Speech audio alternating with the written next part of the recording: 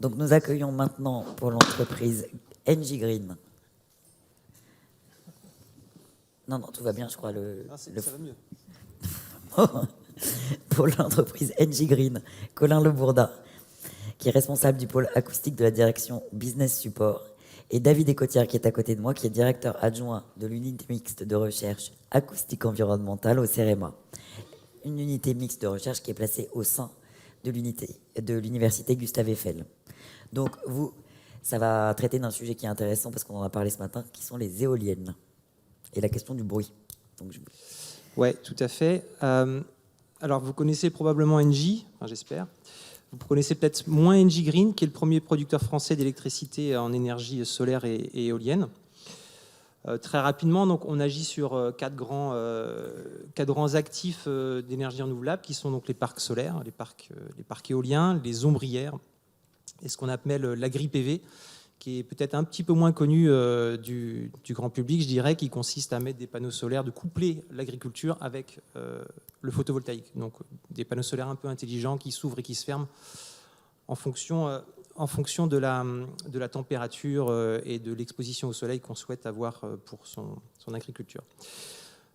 Nous, ce qui va nous intéresser ici, c'est l'enjeu autour des parcs éoliens. Attendez, j'ai pas fini. Ah merde, c'est l'autre, pardon. Voilà. Donc très rapidement aussi, donc on est présent sur tout le territoire français puisqu'on est sur 22 sites, on est 600 collaborateurs. On a actuellement 2 gigawatts de parcs éoliens et 1,5 à peu près de centrales solaires, avec un pipe un peu moins intéressant de 5,5 gigawatts de projets renouvelables. Et un chiffre intéressant, c'est qu'aujourd'hui, on alimente 3 millions d'habitants à partir de nos actifs qui sont actuellement en opération. Donc du coup, je vais aller sur la problématique qui nous intéresse ici, c'est la problématique acoustique des éoliennes. On a en France une réglementation qui est un peu difficile sur les éoliennes, puisqu'elle est basée sur une notion qu'on appelle l'émergence. Alors, sans faire cours d'acoustique ici, très rapidement, l'émergence, c'est défini, donc c'est un indicateur qui consiste à comparer un niveau sonore avec un actif ou un industriel qui est en opération à un bruit résiduel qui est donc finalement le bruit de fond, qu'il n'y a pas lorsque l'industriel fonctionne. Donc vous avez ici un petit graphique là, qui explique un peu comment c'est fait. Et donc en fait, on est sujet à cette réglementation, on ne doit pas dépasser une certaine quantité additionnelle de bruit finalement, et donc on doit comparer un niveau de bruit ambiant à un niveau de bruit résiduel pour assurer qu'on est conforme vis-à-vis du législateur. Que les éoliennes ne génèrent pas trop de bruit par rapport au bruit existant, c'est ça le... Ouais, on va simplifier comme ça. C'est un peu plus sioux, mais oui, on va faire ça comme ça. Et donc, en fait, tout l'enjeu, nous, c'est que quand on a donc notre parc éolien, on est obligé d'opérer avec des cycles de marche-arrêt pour finalement quantifier le niveau de bruit résiduel, puis après quantifier le niveau de bruit ambiant, et avoir finalement cet écart entre les deux valeurs et savoir si on est conforme, on n'est pas conforme, ou est-ce qu'on pourrait produire un peu plus d'énergie vis-à-vis de la contrainte acoustique. Donc alors on fait tout un tas de graphiques intéressants avec, vous voyez ici là sur le graphique de droite, les bruits ambiants, les bruits résiduels, en jaune le résiduel, en rouge bordeaux le bruit ambiant. Mais encore une fois, le problème c'est que pour arriver à ces indicateurs-là, on est obligé d'arrêter nos parcs. Et arrêter un parc, ça coûte très cher, puisque grosso modo, vous pouvez compter sur plus de 5 000 € de perte de production par mégawatt installé. Donc, sachant qu'un parc moyen fait à peu près 20 mégas, je vous laisse faire le calcul, mais ça peut vite monter. Et au-delà de cet enjeu-là, lorsqu'on fait donc, ces contrôles réglementaires, parfois, effectivement, on est un petit peu au-dessus, donc ce qui nous invite à mettre en place des solutions correctrices et du coup de refaire ces contrôles, donc, rebelote, ça nous recoûte de l'argent. Et parfois, on est un petit peu en dessous et on se dit, tiens, on aurait peut-être pu tourner un peu plus fort et produire un peu plus d'énergie. Donc, on s'est dit, il faut absolument qu'on trouve des outils de prédiagnostic parce que lorsqu'on n'est pas optimum, on perd de l'argent, et lorsqu'on tourne trop fort, finalement, on a des problèmes de territoire, et ça va nous coûter encore de l'argent pour refaire ces campagnes de réception. Et donc c'est là où du coup on s'est tourné vers le CEREMA pour essayer de travailler ensemble sur une solution innovante qui permettait d'accéder à cet indicateur sans arrêter nos parcs. Et je te laisse la main pour compléter. Voilà, alors donc la thématique éolienne, enfin, de façon générale, donc à l'UMRAE, donc au CEREMA, c'est quelque chose. Enfin, le bruit des éoliennes, on s'y intéresse, ça fait une dizaine d'années en fait, avec les développements de tous les parcs. Et à la fois parce qu'il y a une vraie question locale, hein, puisque c'est parmi les facteurs un peu on va dire d'inquiétude, des riverains. De rejet. Voilà, d'acceptation. En premier vient généralement l'aspect des paysages, et en deuxième, c'est le bruit. Donc à tort ou à raison, mais en tous les cas, ça fait partie des critères d'acceptation. Donc il y a un vrai intérêt social de répondre à cette thématique. Et également, ça fait partie aussi des politiques portées par le gouvernement et par le CEREMA d'aller dans l'accompagnement en fait, du développement de ces énergies-là. Donc ça fait une dizaine d'années en fait, qu'on s'intéressait à ça. Et sur la thématique en fait, qui était évoquée là, sur le problème, auquel on s'était confronté, j'allais dire, dans des groupes de normalisation, hein, puisque la méthode pour arriver à mesurer, là, qui consiste à faire des séquences de on-off, donc ça a été très discuté hein, dans des groupes de normalisation, c'est d'ailleurs là qu'on s'est croisés. Et donc on était bien au fait, on va dire, du contexte.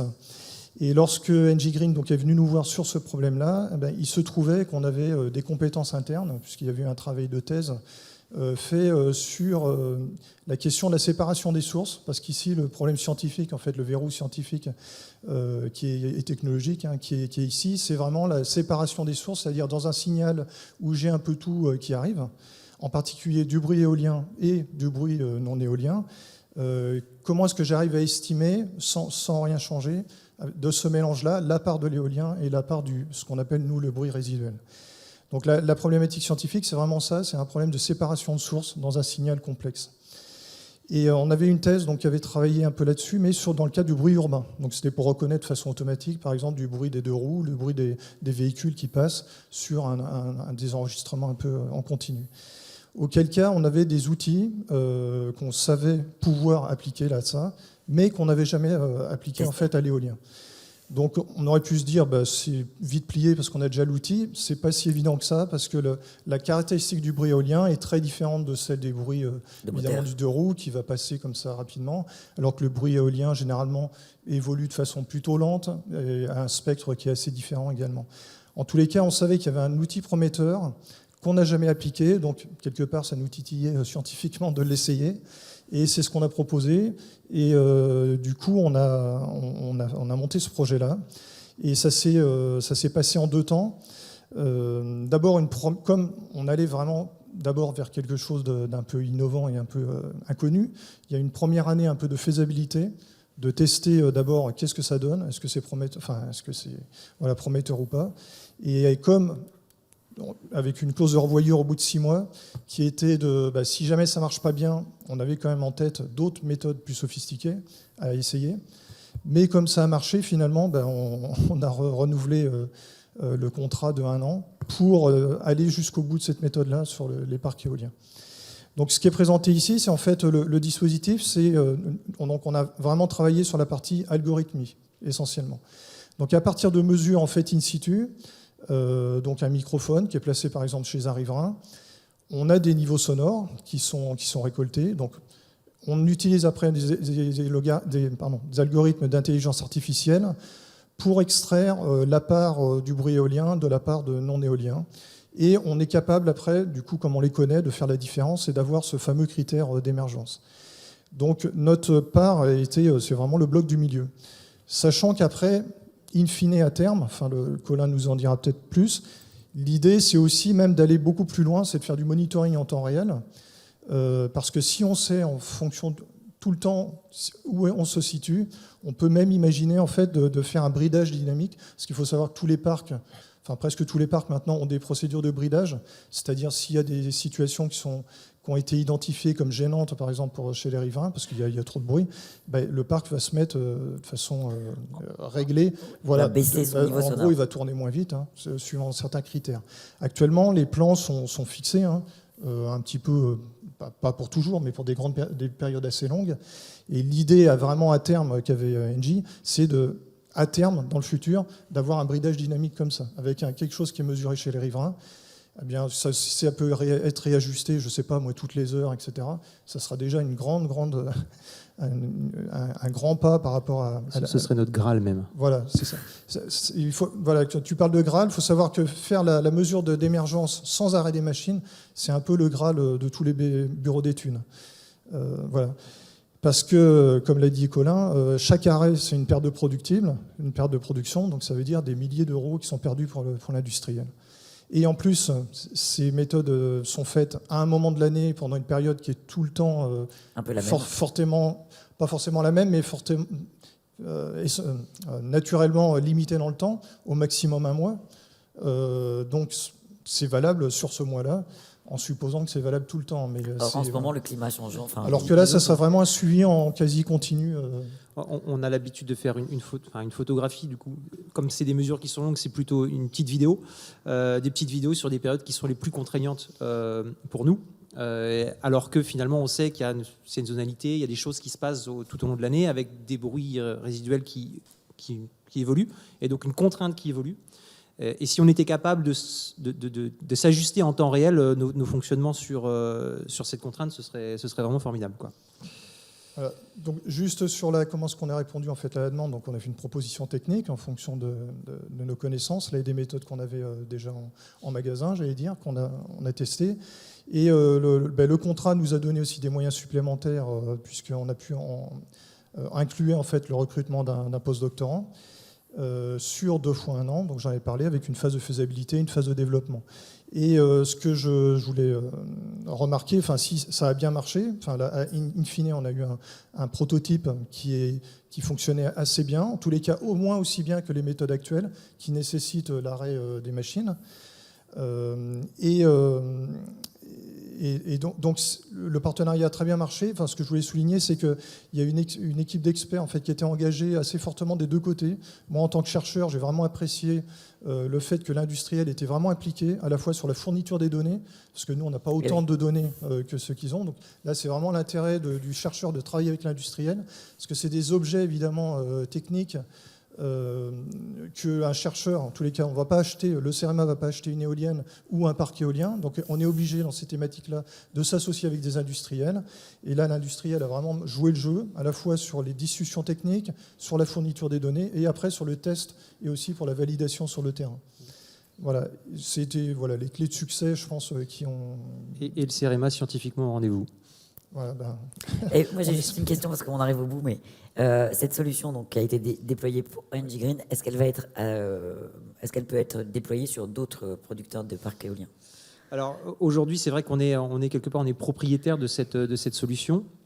Cette solution, elle a été prototypée, elle est testée à plus grande échelle actuellement, donc il faut attendre qu'on ait des retours convenables, je dirais, pour déployer. Et ça me fait penser au fait qu'il faudra, à terme, si on veut faire du bridage dynamique, effectivement travailler avec les législateurs, travailler avec des labos. On parlait tout à l'heure d'un droit à l'innovation, et le CEREMA serait tout à fait indiqué pour collaborer et trouver une solution industrielle qui nous permet d'arriver à nos fins, donc contrôler, maîtriser les émissions sonores de nos éoliennes. Et là, le prototype en fait a été validé sur un cas particulier, donc fonctionnait bien. Et là, l'étape actuelle, donc là, la phase, on va dire, d'industrialisation, c'est de vérifier sur tous les parcs. Voilà, c'est Engie Green qui a pris ça en main, et ils sont en phase de validation. Mais est-ce que finalement, ce qui marchait nous sur un petit jeu de parc, est-ce qu'on peut le généraliser à plein d'autres conditions? Parce que dans le cas des méthodes d'intelligence artificielle, c'est souvent on fait apprendre en fait un modèle sur des données expérimentales, mais évidemment c'est très dépendant du jeu d'apprentissage. Voilà. est-ce que, alors on essaie qu'il soit le plus exhaustif possible, évidemment, mais on ne sait jamais jusqu'à quel point il est exhaustif. Donc là, c'est vraiment la phase de, est-ce que ça peut être généralisé à, on va dire, l'ensemble des parcs métropolitains ou autres. Eh bien, belle expérience. Bravo. Merci, messieurs.